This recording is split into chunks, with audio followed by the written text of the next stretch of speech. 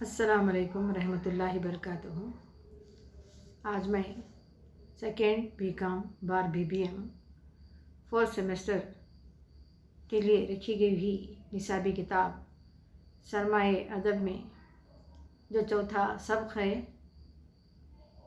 बेगर्ज मोहसिन, जिसके अफसाना निगार हैं मुंशी प्रेमचंद। तो इस अफसाने का आगाज़ करने से पहले मैं अफसाना निगार का मख्तसर सा तारुफ आपके सामने पेश कर रही हूँ। तो देखिए प्रेमचंद का मख्तसर सा तारुफ। तो मुंशी प्रेमचंद 1880 में ज़िले बनारस के पास का कस्बा मलही में उनकी पैदाइश हुई। इनका असल नाम धनपत राय था और बचपन ही से प्रेमचंद को किस्से कहानियों से दिलचस्पी थी। दया नारायण निगम के मशहूर रिसाले ज़माना में प्रेमचंद की कहानियाँ शाये होती थीं। उर्दू नावल निगारों और अफसाना निगारों में इसलिए अव्वलियत हासिल है कि इन्होंने देहाती ज़िंदगी को बड़े करीब से देखा था। इसलिए अफसानों और नावलों में देहाती ज़िंदगी की बड़ी हकीकी अक्कासी इनके अफसानों में और नावलों में नज़र आती है। इन्होंने गरीबों और मेहनत कशों की अलमनाक ज़िंदगी को पेश करके ज़मींदारों के खबी रुख को बेनकाब किया है। इनके अफसानों के मजमूए में वारदात, खाके परवाना, देहात के अफसानों में ज़ादे राह, प्रेम पच्चीसी और प्रेम बत्तीसी काबिले ज़िक्र हैं।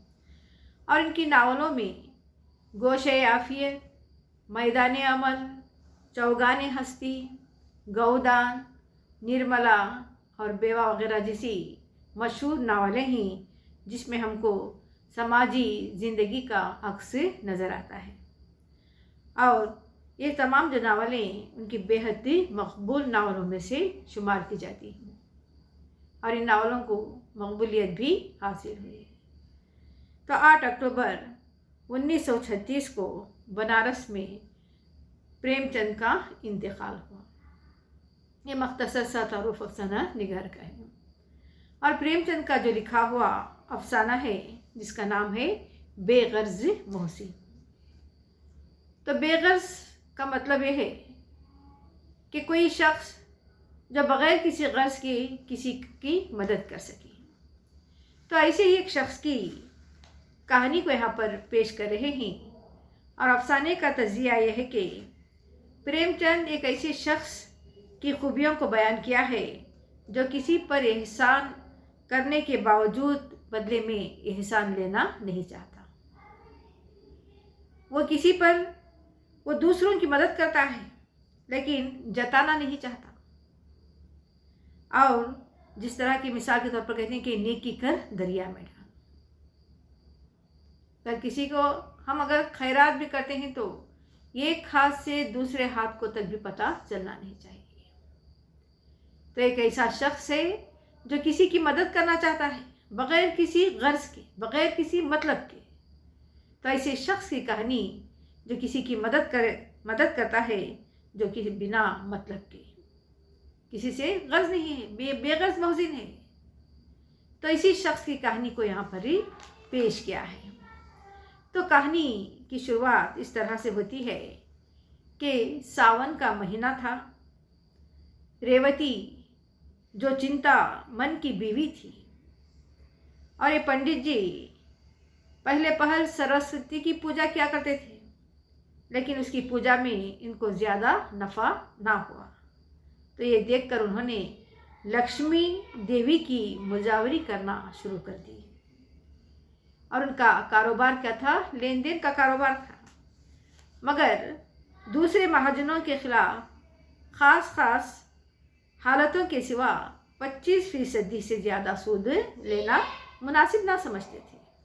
दूसरे महाजन तो 50% सूद लिया करते थे, लेकिन ये महज ये जो कारोबार में इनके लेन देन में क्या है, सिर्फ 25% का वहाँ पर वो सूद लिया करते थे।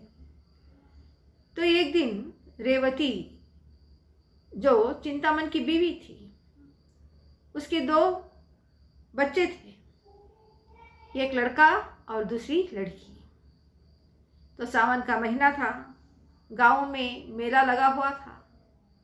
तो रेवती वो खुद बन कर और उसके 7 साल का जो बेटा था जिसका नाम हीरामन था, तो उसे भी अच्छे कपड़े पहना कर क्या करती है, अपने साथ मेले में जाने के लिए अपनी सास से जाकर पूछती है कि मैं मेले में, यानी कि अपनी बूढ़ी सास से जाकर बोलती है कि अम्मा जी आज मैं मेला देखने के लिए जाऊंगी। और सास भी इजाज़त दे दी। तो रेवती अपने बेटे को साथ लेकर मेला देखने के लिए चली गई। तो यहाँ पर कीरत सागर के किनारे औरतों का बड़ा जमघट लगा हुआ था, क्योंकि मेला लगा हुआ था तो जाहिर बात है कि वहाँ पर औरतों का जमघटा भी होना बहुत ही ज़रूरी था। औरतें 16 श्रृंगार के सागर के फिजा मैदान में सावन की रिमझिम बरखा की रुत लूट रही थी।